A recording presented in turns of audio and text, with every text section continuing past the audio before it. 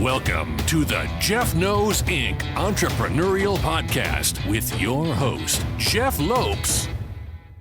Jeff has over 2 decades experience as a serial entrepreneur, building brands like Kimura from his home basement to a multi-million-dollar global brand that has sold over 250,000 pairs of boxing gloves.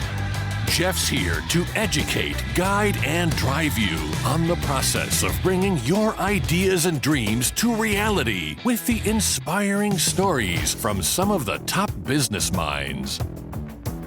Welcome to episode number 88 of the Jeff Knows Inc. podcast. I'm your host, Jeff Lopes. Super excited to have in today from Western BC, Tirajeh Mazaheri, one of Canada's top 1% realtors. Great conversation, great story. Tons of information on realty. Sit back, everyone, and enjoy. We are live on the Jeff Knows Inc. podcast. I'm your host, Jeff Lopes. I'm super excited to have on from the west coast of Canada. You're actually my second Canadian guest I've had on my podcast. Out of almost 100 episodes, I'm your second Canadian guest. Tirajeh Mazaheri. Did I pronounce that right? Tirajeh Mazaheri. Very close. Mazaheri. Very close. I apologize. So, you're a realtor. You have a great story of where you came from, your background. We're going to dive into all those things today. I always start off by letting our audience know what you're currently doing, and then we'll dive into your more of a history of your story and your upbringing and all that stuff like that. So what are you currently doing? And give them an understanding of the level of realtor you actually are. Sure thing.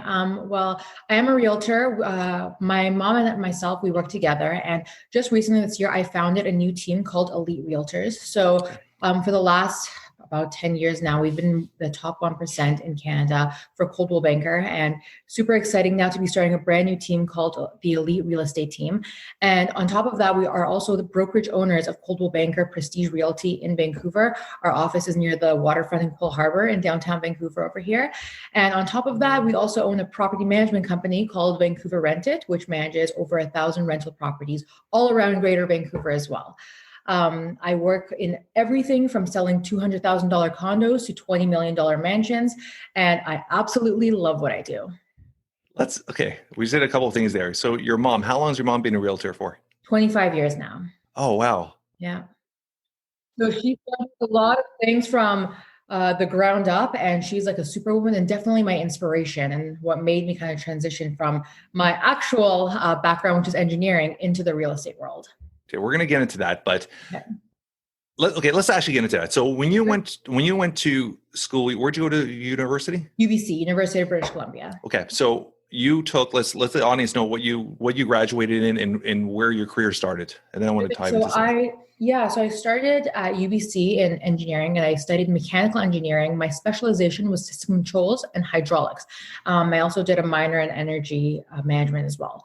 So take all of that. I was the president of the Women in Engineering group. I led conferences for thousands of people. I partnered up with the PVCC, the Pacific Venture Capital and Entrepreneurs group. And basically with them, I teamed up with them, emceed a bunch of conferences from Fairmont Pac Rim to Shangri-La to Pan Pacific Hotel in front of thousands of people, paired up with them. And we joined the Women in Engineering group with that group, and also NIBC, which is the National Investment Banking Conference, hosted a bunch of conferences, teamed up the engineers with the business students together to basically do a lot of really cool networking stuff. So from that was my journey throughout university, where, as you can see, even through that journey, I was really excited about the talking to entrepreneurs part, the actually social engaging part. And trust me, I loved engineering so much, but the engineering job role, like the typical 9-to-5, wasn't for me. And I basically found that out once I graduated engineering. I was working at a top firm in downtown Vancouver. And at that time, it was called Gold Corp. Now it's called Newmont Canada. And they're the top selling gold mining engineering company in North America. And I was working at their corporate office in downtown Vancouver. I was actually the first female that they had hired out of school in their entire office for an engineer. So I was working there, and honestly, the people there were incredible, Jeff. Like, I absolutely love them, great people, but I was just bored in the sense that I felt that I was stuck. Like I just felt it was a 9 to 5 where, and I was telling you this before, at 3 p.m., I would literally look at the clock and then be like, oh my God, I have 2 more hours here left. Like I'm going crazy. I can't do this. So, and I would fall asleep at my desk. So just knowing that and knowing myself, I'm like, you know what? I'm not happy. I would talk to a bunch of my friends who would say, look, if you're feeling stuck, do something else. Like that's not good. And you're never going to become as successful as you want to be if you're feeling that way. And I was so scared beyond you can possibly ever imagine. And my mom, she has been in real estate for over 25 years now. And she's the one who actually started our brokerage that we're now running and managing.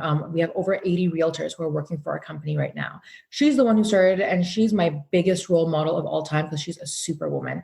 And basically I'm like, you know what? And all my summers growing up in high school and everything, I would work in her office and I would see how everything would work. I would go to open houses with her, showings, everything. So it was more like real estate was kind of in my blood. Also, my dad was a developer, so he would build properties from townhomes to houses. So I kind of had it in my blood, but my family, stereotypical Persian family, which is, I am Persian, they were saying, no, go into engineering, 6-year engineering. Like, what do you mean you want to come into real estate? You got a degree in it, whatever.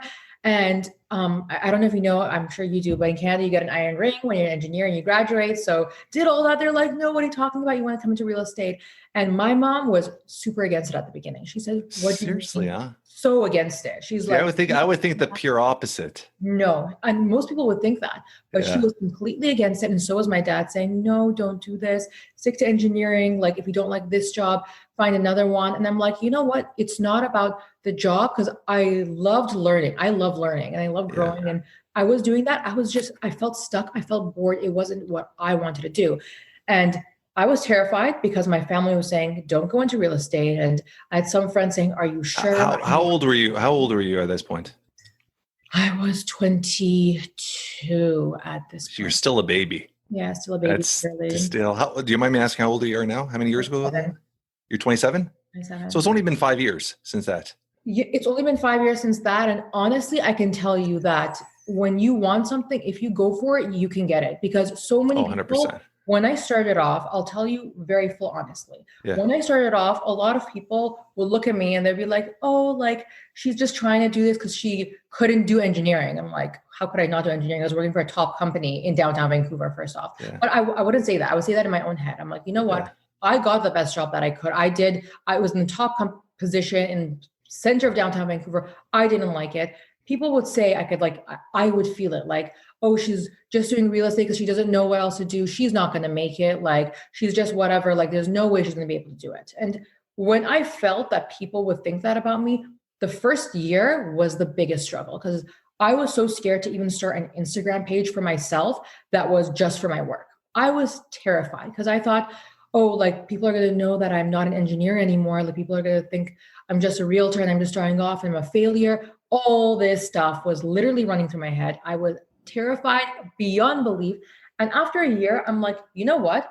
If people want to say that I'm just a realtor who's not going to make it, they're probably right at this point because I was starting off as an assistant for my mom. She said, you want to come into real estate? You're going to start from the bottom as an assistant. So I was literally doing 9 to 5 again, but instead of doing interesting engineering work, I was literally like writing contracts and like copying and bringing coffees and stuff. And so I'm like, you know what? You didn't study engineering to come and become a filing assistant for your mom. Like it was just my worst nightmare. So I'm like, you know what? The only person who can change your future is yourself. So I just looked at myself in the mirror one day and I'm like, you know what? It's been a year. I have to come out of my comfort zone. I have to come out of my bubble and go full out, go big. So what I did, I changed my Instagram page completely, deleted a bunch of my photos on there, made it a complete professional page. And I'm like, I did so much research. How can I do this? You know what? People are doing it old school that way. I don't have the old school connections. I'm young. What can I do to be different? Social media helped me escalate my career exponentially. And people would tell me, oh, she just cares about Instagram, like back 4 years ago when Instagram wasn't a thing. And you know what? I'm like, good that other people think that because now look at where I am. I get business from my Instagram left, right, and center. During COVID, I got a project in West Vancouver, which was one of the biggest projects to market. We did basically all of the marketing off of my Instagram page alone. And we sold 50% of the tower, of this high-rise tower, literally during COVID in 1 month. Power of social media, power of people telling you, you know what, you can't. Think of how a way to be like, no, you know what, I can, and I'm going to. And in the last 5 years now, I've been growing my business. And now just this year, I've launched a new team, which I'm super excited about that we're growing. And we're just, You have so much energy. I'm like, yeah, I'm ready to jump through the screen and high five you. And imagine working with a bunch of engineers who stereotypically engineers are more calm and a little bit nerdy. I'm an engineer, but they don't have the energy. So it was just really funny working with them. I'm gonna jump in a couple of things there because I mean, I've never had a podcast like this. I get to sit back and just listen to you. This is awesome. Your energy is awesome. I love it. A few things that you said there, I think it's important for the audience to understand, and it's something I'm very passionate about as a parent, is the fear thing. Let's talk about that for 2 seconds. I think that's a great lesson for people to understand. A lot of people never achieve what they are able or capable of achieving because of that word fear. And it took you a little time to figure it out and say, screw it, I'm going to do it. But there's a lot of people that never figure that out. Yeah. And fear is something I'm very strongly, I've studied and I strongly believe in, coming from, because my son, of his situation, I from day one, and people that know my son's story, I didn't want him to have any type of fear. 100%. Fear of going to school. I'll give you an example. When he was wearing AFOs, he was wearing braces. His first day of school wearing braces, he was so cautious. He wore braces. He was undersized. He had glasses, and he wanted to wear pants to cover his braces. And my wife's like, "Yeah, let him wear pants." And I said, it was summer. He was starting. It was a warm day. And I said, "Listen, you're putting on a pair of shorts, owning who you are, and if you don't feel comfortable or aren't comfortable enough wearing those braces and owning who you are, you're going to work your ass off to get out of those braces." So I've always been a thing. And I think the fear comes from a lot of parents teach fear to children.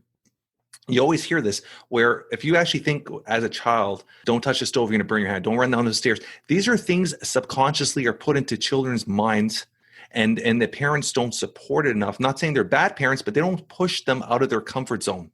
Yep. Like I do with my kids is once a month, we find something that they're scared of, whether it's public speaking or nothing. And as a family, we do it all together. So I try to put them out of their comfort zone and then award them for getting out of their comfort zone. So that's something we constantly do. That's a really cool technique. I'm going to use that in the future whenever I have kids too. Yeah, it's just a great way to break that fear. So when they're ever in a situation like yourself, it's not like, oh, I can't do it. Like I understand the feeling of breaking that fear, how good that feeling is going to be. And then I'll be able to attack it head on. And you were able to do it. There's a lot of people that are so panicky of exactly what you said. Like they're so worried what their friends are going to say, their peers are going to say. If you're worried about what your peers are going to F and say to you, then be honest, then they're not your real true friends. And that's that mindset you have to have. People that are going to be truly supportive of what we're going to do are the ones I want to keep with me. 100%, exactly. And I appreciate that you got out of that. So I'm going to dive into two things. I appreciate your mom for putting you back to the working level, because that just builds character, and it makes you understand not only the character part. I had a dentist on here a couple weeks ago, Dr. Bill Dorfman. If you search him, he was the doctor on the ABC show for the dentist for Extreme Makeover. He was on the show The Doctor. This guy's got like 1 million something followers, and we've built a little friendship. And we were talking the other day on the podcast. And he said something to me. He said when he got to Hollywood and he opened his own practice, right before he opened his own practice, he knew how to be a great dentist. He had connections, but he said he wanted to figure out how to do it properly. So what he did was he found the top 4 dentists in Hollywood, and he worked for free for all of them for 3 months each. Amazing. And what he did is when he worked there, he didn't study the dentist. He studied how he collected money, how the reception worked. He studied every part of the successful business. Amazing. And learned it. And then he took it from 3 or 4 different dentists and then adapted into his own system. By your mom doing that, she's not molding you. She's giving you all the tools to mold yourself. So I love that you're able to do that. And obviously, I truly believe something like that sped up your career drastically, right? 100%, definitely. Made me start from the bottom, but honestly, it also gave me that push I needed to be like, okay, if you don't want to be stuck over here now, what are you going to do to take it to the next level? Exactly. For a realtor, basically what you're doing is you have to put yourself out there, talk to people, find a good deal for your clients and negotiate for your clients, see what is in their best interest, see things that they don't see. Because usually a lot of times clients think they know exactly what they want, but a lot of times, unless they're, let's say, in development, they really don't. And it's my job to be able to help them and guide them to make the best decision. And because my background is engineering, for me, the financial section is the biggest thing. So being able to negotiate for them, being able to, for me, it's black and white with the numbers. So I want to be able to get them the best deal because I want to have a lifelong relationship with my clients. So I want to be able to buy them, let's say, for example, their first property. And afterwards, once they have some more money saved up, maybe buy them a pre-sale or an investment property. After that, eventually, I want to have a lifelong relationship where I can buy for their kids one day. So it's like one after the other, help them. And usually when someone's happy with you, they refer you. And a lot of my business now is honestly referral. Yeah. They're happy with me. They refer me to their brother, their sister, their mom, their aunt, their uncle, their teacher. So that's honestly how it works for me now. Quick question. With all these TV shows, $1 Million in New York or LA and all these shows that I actually watch, I enjoy watching. How has that shaped or altered the view on the real estate industry? And it's almost put it as, to me, it's brought it to a level of almost, if you could build, like you've done, your Instagram page and all that, it builds you into almost a form of celebrity in a way. Yep. How has that all worked? And are you trying to get your own show in BC? That would be really cool. I have been approached, to be honest with you, by different producers down in LA. This was right before COVID.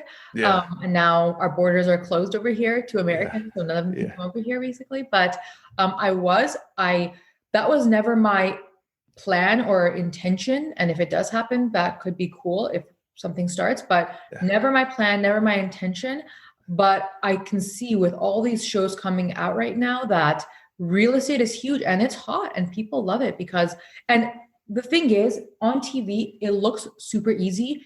It's not easy. There are 14,000 realtors in BC, to give you an example, where 2,000 of them left the business last year because they couldn't make it. So it's really difficult and there's a lot of competition. So you have to find a way to make yourself stand out. Why should someone choose to work with me versus 14,000 other realtors who are amazing as well, why? So you have to make yourself stand out. You have to be personable. You have to be honest. You have to be on top of your game. You have to make sure that my phone is over here. I have my phone on me 24/7. Last night I had a girlfriend over and we were just catching up. And literally I told her, I'm so sorry. I have to negotiate this offer.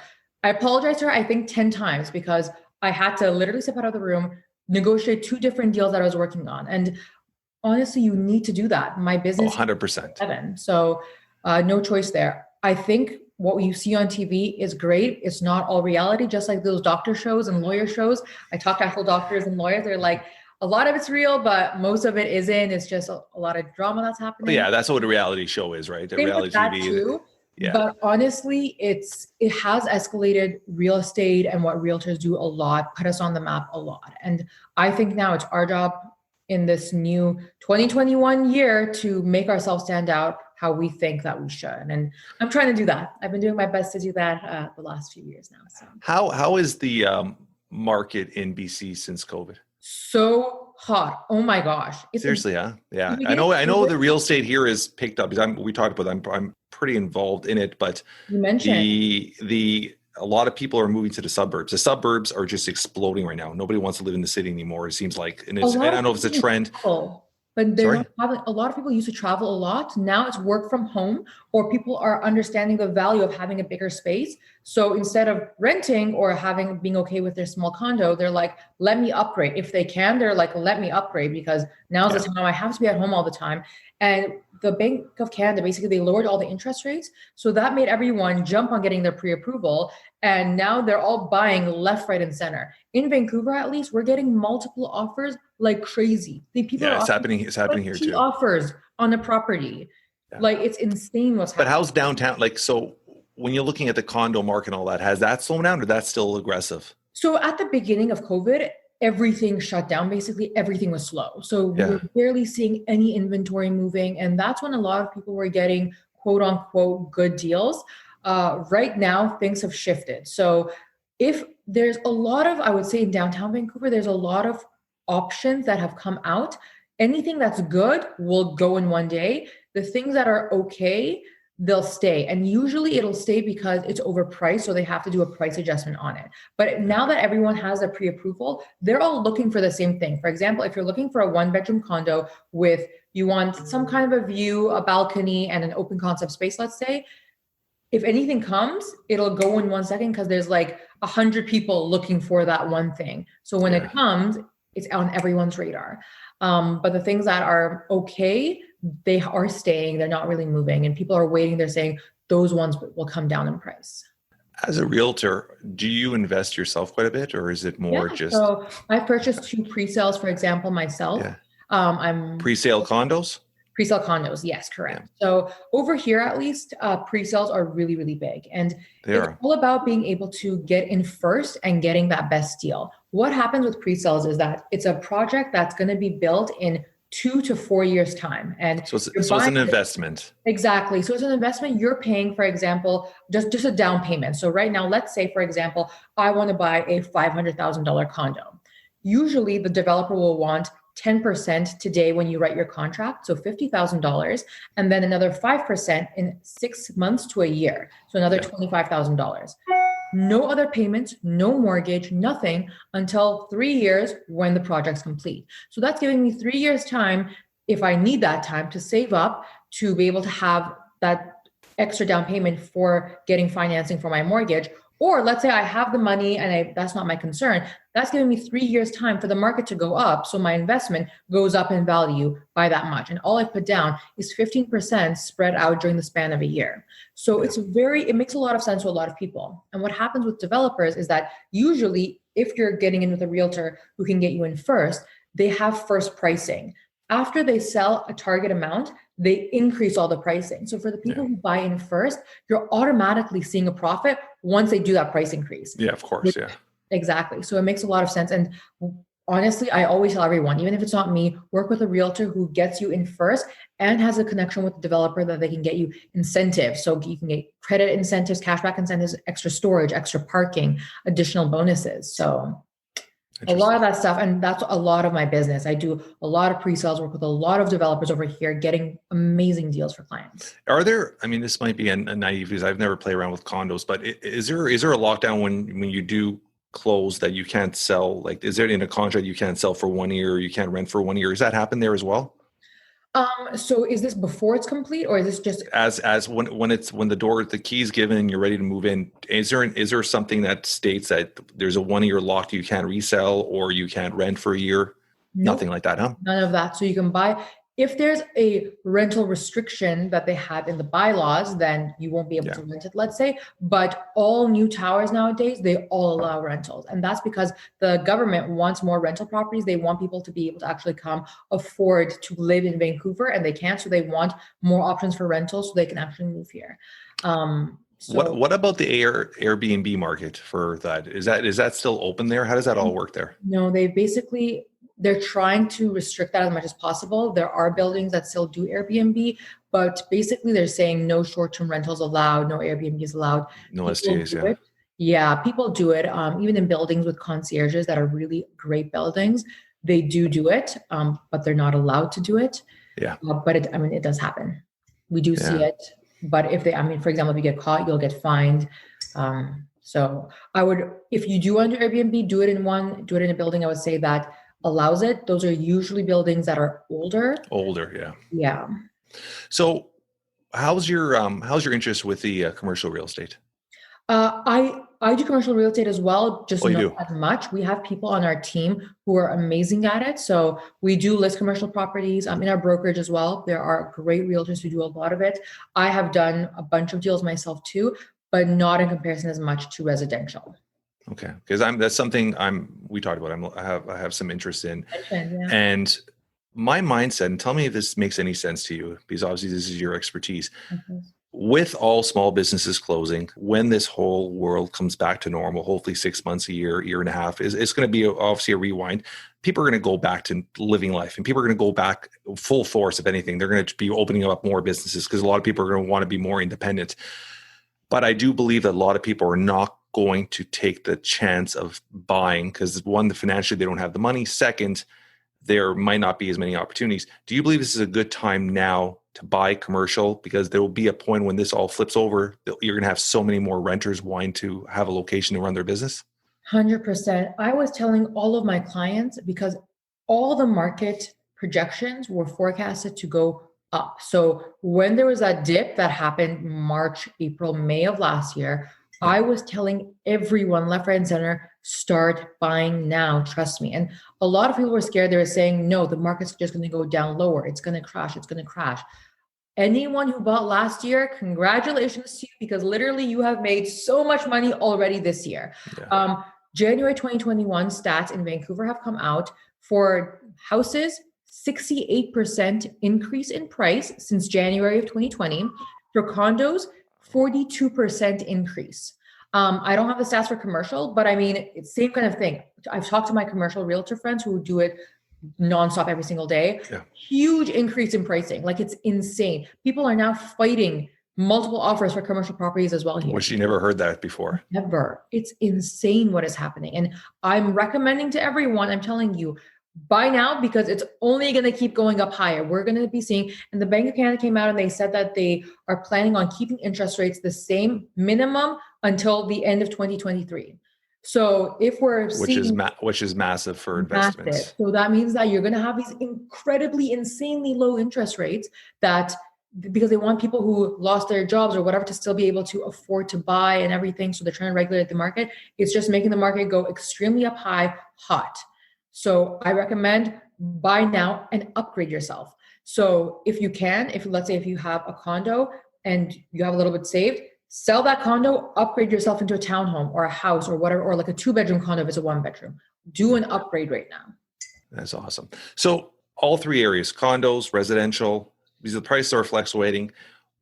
If somebody's looking at it as an investment, where would you recommend to invest? Or even commercial, when I'm talking about commercial, I'm talking about storefront, because that's another option too, because you could look for zoning for medical, you could look for zoning for, there's certain things that are always going to generate money, right?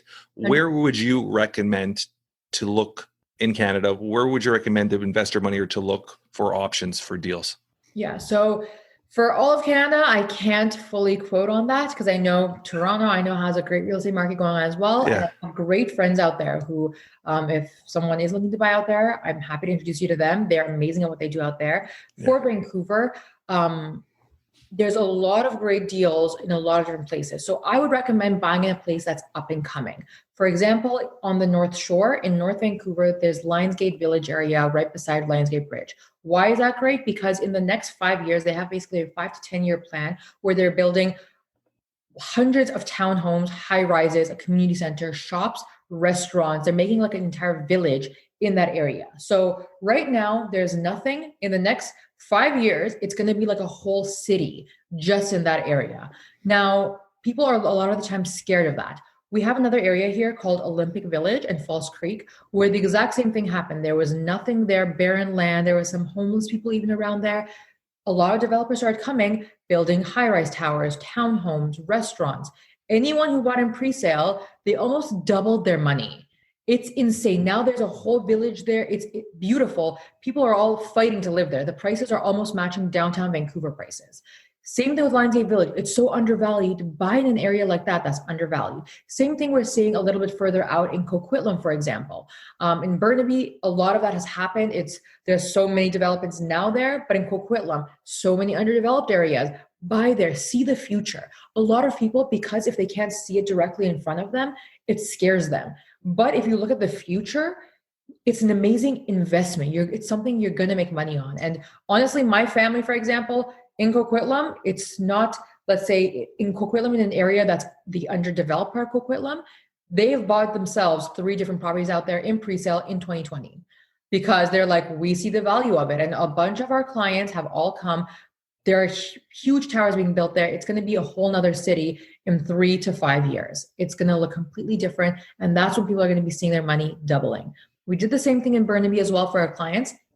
Anyone we bought for in this King's Crossing project, we sold 75 units in this one tower. 1-bedrooms we sold them for $330,000. Today we're selling them for almost $600,000. That's crazy. So, and this is in a time period of what? 3 to 5 years. All of these projects, 3 to 5 years. So it takes 3 years for them to complete. And then usually you see your maximum profit 1 to 2 years after a project completes. So what would you recommend at that point? Just obviously at that point, you just hold on for the 2-year period roughly and rent it out. Yeah, so I mentioned we own a property management company. It's called Vancouver Rented. So something that we offer to all of our clients, whenever you buy any pre-sale with us, as a courtesy and a thank you for purchasing with us, we will rent out your pre-sale for you once it's complete, 1 year free of charge. We'll help you do the deficiency walkthrough. We'll help you do background check, all the work, everything, and rent it out for you free of charge for 1 year and do the management for you. So that's something as a thank you to our clients for working with us in pre-sale. That way too, in 1 year after that tenant's moved out, I'm going to pick up the phone and call you and say, hey, Jeff, we can now sell your condo for you for this price if you want, or we can rent it out for you for another year as well. What do you want to do? And this way, you as an owner, you can focus on your business, your podcast, your other real estate investment, whatever else you want, and I'll take care of everything from you from A to Z. So you don't have to worry about it. You're selling me right now, right? If you want to buy out here, let me know. I can help you. I'm going to take your number. I like to talk more about this. I mean, there's obviously BC is a beautiful place. I've been to pretty much every part of Canada. BC is one place I've never been to. So you missed out on the best part, Jeff. It's amazing. I know. Have you been to Toronto, I'm assuming? I have. Yeah, I've been there twice. Once in the winter, once in the summer, but I haven't been there. No, actually, I went there 2 years ago. And I went there in the winter. It was gorgeous. I loved it. Loved the snow. Beautiful city. I love the snow. That's interesting. We've had a really good, what'd you say? We get a lot of rain here, but we barely get snow. So when I see snow, I get excited. Yeah, we've had a good winter. It's like today I think it's +6 outside. There's really no snow down. It's pretty nice. I mean, more to the north, there's quite a bit of snows, but more in Toronto area we're still I mean, a couple more weeks, hopefully we could hold off in the snow. As much as it's beautiful, you don't want to be cleaning it every day. Yeah, so let's dive. I want to dive. There's a couple of things we started talking we didn't really get into. I want to talk a little bit quickly about you. You said prior that your parents had separated. What age were you when your parents had separated? 9 years old. Oh, so you're a baby still. Yeah, I was a baby still.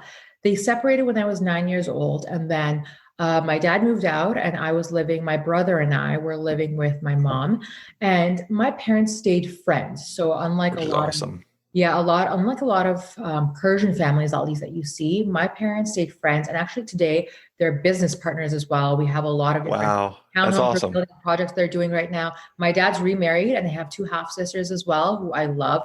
Christmases, birthdays, everything. We're all together. Persian New Year's, we're all together. So very That's modern family style, I would say. Yeah. We're all together and I love them. I have 2 younger little sisters who are adorable, beautiful. One of them, she's like a super child. She's incredible. So very close with them, but they did get divorced when I was 9 years old. And my mom, I would say, was definitely my role model growing up, just because I lived with her and I would see her on a daily basis way more often. And she's a powerhouse. And I was mentioning this to you before as well. Yeah. When she was the age of 31, she started her real estate career, and she started from the bottom. And imagine, she was born and raised in Tehran in Iran. So she came to Vancouver, didn't know anyone, didn't know anything. And she has an accent as well. And at that time, way back then, men kind of controlled the real estate industry. Like, it wasn't very common for a woman to be able to become successful.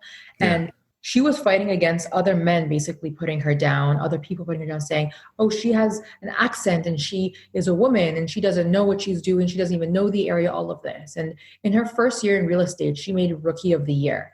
And she sold, which is awesome, so much. And then from there, she just grew and grew and grew until one day she switched brokerages a couple times. And at the end, when she was at Remax, she said, I don't like the atmosphere here. I don't like the cutthroat, how no one's a friend and family together here. I don't like that. I want to start my own brokerage, which is when she started Coldwell Banker Prestige Realty. And her mentality was, I want everyone in my brokerage to be like a family together. I want an open door policy. And she designed our entire office herself from scratch. It was literally like plain like nothing over there, just like a plain room. She designed the entire thing with glass walls. So it looks open concept. So everyone can see each other in our offices working, and open door. Everyone can come into each other's rooms all the time whenever they want. And we all help each other out like a family, and we all grow together like a family. And that's I love that. Coldwell mentality we have there. My main office, we're in a studio here, but I'm looking at my office. This is a glass studio, but we're looking at my office, and my main office is a loft setting. So it's a massive loft that overlooks the warehouse, and I sit with my staff. All my staff is just open desks. So we have the music playing out loud. It's kind of like the Google office almost. We got the music playing out loud. We scream orders to the warehouse. Everybody's open. Everybody's equal. And we have that environment, and that allows for so much more productivity. Like, people want to come to work. They want to be here. Exactly. Like during COVID, guys are like, oh my God, I want to be at work. I want to get to work. Like, people want to be here. So if you build that culture, it's so powerful. And I post a lot of the times on my Instagram of me working with other realtors, but there are other realtors who are in my office, and literally I say Coldwell family, whatever. And people message me saying, I literally want to switch careers to a realtor because it just looks like so much fun what you guys are doing. And it's because we're literally working until late hours at night. Like, I'm at the office, I haven't eaten dinner. It's 9 p.m. at night. I'm starving, but at the same time, I'm happy to be there because I'm like, I need to get this and this, and because I see other people working too, and we've brainstormed ideas off each other, and it's just fun. And a lot of times, for example, for birthdays, we'll all go together for happy hour for someone's birthday, or we'll do this and that. So it makes a culture. It's a culture. You've built a culture, which is so powerful, so powerful, because everybody knows they can rely on each other, and everybody wants to do good to see the overall. Exactly. You know what I always say? It's crazy as I always say this, and I was doing a conference the other day. I was teaching this to what I'm teaching. I was explaining it. When you're building an office or even building an environment, there's people, and this is I think how you guys run it in a way where it's camaraderie, it's a group. I understand you keep saying the word family, but it's almost like you guys run it a team, sports team. It's exactly. That's exactly what it's like. Whatever pre-sale deals, let's say, that we get, we share it with other people who are in a brokerage, even if they're not directly, let's say, working with us in our team. We are like a big team together. We are like a football team all together. So I love that. I love that, because a lot of people will treat an office like a family, and then what happens is, if somebody's not pulling, there's always that competition. There's always that push. I love how as a team, because if you look at a sport, we're in Canada, hockey. There's 4 lines. The 4th line players are never going to be as good as the 1st line players. Everybody knows that. You're going to have your superstars, but the 4th line players is just important, and they all have one goal: to win a cup. And as long as you guys work as a team, you're going to have your strong guys, you're going to have your weaker, you're going to have your middle core. Everybody has a purpose, but you all have one goal as a team. It's so powerful. And I think if people run an office or a business as a team instead of more of just like a family, you're so much more productive, and you all have one end goal, which is so powerful, right? Exactly. That's exactly what it is. So for example, even to go to close a deal myself, I'll tell other agents in my office, I'll come with you. I'll help you to close it. Don't worry. You want to negotiate this thing for your client? I'll come with you. I'll help you do it. I say, give me the phone. I'll do it for you. Don't worry. Or you need this, I'll go get it for you. There was one time that I had an open house, and I was in downtown. My open house was in North Vancouver. There was some traffic on the way. I was going to be about, let's say, 30 minutes for me to get there. So I planned it out. My open house started at 2, and it was 1:15. I'm like, perfect. I'm going to leave right now, and I'm going to go to my open house. I come back, and I had a showing downtown. That's why I was there. I go to get into my car to go to my open house. I noticed my car was towed, and they had just put up a brand new road sign, and I didn't notice it because I was rushing to get to my showing. My car got towed, and I'm like, oh my God, oh no, what just happened? I literally just called one of my coworkers, and I told him, my car just got towed. I'm not going to make it for my open house. Can you help me out? Can you go and do my open house for me? And he said, don't worry about it. I'll take care of it. He literally went to the office to grab the keys, went and grabbed it for me, went and did my open house. I managed to make it there, but I was like an hour late by the time I went and got my car and everything. But it was so nice that I could just call him, and he's like, don't worry about it. I'll take care of it for you. That's a teammate. That's something 100%. That if you drop the ball, if you can't be there, they'll help you pick it up so you don't drop it. Like, that's what we have all together. And I'm so appreciative. And I do the exact same thing for everyone else too, because life happens and you need someone to help you during times like that. Yeah. I'm going to ask you 2 more questions before we get going here. Where do you see yourself 5-10 years? You're still quite young, 27, but obviously you have a lot of experience behind you. Where do you see yourself 5-10 years from now? Where would you want to see yourself? I want to be expanding my team. And Do you look to going across Canada or just stay in BC? I want to expand North America wide, actually. So I want to expand down to the States as well. So you guys are right off the coast, right? So more Seattle or more LA? LA, most likely, California. So that's kind of my plan, just because I have other connections down there too for developers that I know. I've been talking to people down there for different things. So I would like to expand down there. Maybe at some point, Toronto as well, like come out there too. But like I said, I know so many amazing friends. I have agents out there. So, but it would be really cool to be out there too. But I definitely do want to expand down to California as well. So that is the plan in the future. Very, very good. And I through our podcast, we never have any strict questions. I just have one question I ask every single person at the end. And if something were to happen to you today, in a few words, how would you want to be described by your closest friends or relatives or loved ones? Just a few words. How would you want to be described? And I know you're young and you probably don't think about this, but how would you want to be described? I don't think about this, but that's a really interesting question. I would want to be described as, when we needed her, she was there for us. She was inspiring, motivating, and whenever we needed, like I said, whenever we needed her, she was there. Whenever we needed her, she was there to pick us up, hold our hand, be there for us, and we could count on her. I love that. You know, it's funny that I've asked this question to almost 100 people we've interviewed, and the other day somebody threw it back at me. They're like, "So what about you?" And for some reason, I'm always asking, and I really never put thought process into it. And my answer naturally was the exact same answer as you. Really? I want to be known as the person that when you were in a situation that you needed somebody there, I was the one that was always there for you. Yeah, that's which just is really cool. I feel that people have given me that feedback. Yeah. So they've said, like, we can count on you. So that's why I like that. No, and I appreciate that. That's very powerful, right? That's awesome. Cool. That's awesome. That's awesome. I think I'm going to reach out to you. I do want to hear a little bit more about what's happening in BC, because I'm really itching to play around with real estate, and it's funny because I was actually the last couple of weeks just looking at commercial. There's a couple new places. It's almost storefronts right next to the hospital. I'm like, okay, then they're all medically zoned. I'm like, let me look at these, but. BC, it might give me a reason to go to BC, right? But take a look over here too. A lot of great options. This has been awesome. I greatly appreciate you. Thank you for having me. On our show notes, I'm going to put all the links, how to get hold of your social media, how to get your information, all that stuff like that. Anybody out? I mean, we have, like I said, we have a really good following in Canada. So I'm going to put all the information, how to get a hold of you. If you're looking for a realtor or you're looking for a brokerage or anybody, this young lady in front of us would be more than glad to assist you and get you in the right direction. And any last things you want to say to our audience? Thank you for watching. And anytime you have any questions, I'm working 24/7. So feel free to reach out. This is awesome. Thank you so much, hon. Thank you so much. That's a wrap for today. I want to thank our guest, Tirajeh, for taking time for a busy schedule to be a guest on the Jeff Knows Inc. podcast. Tons of information passed along for the real estate market. If you guys are looking to invest in the BC market, Tirajeh is a great source.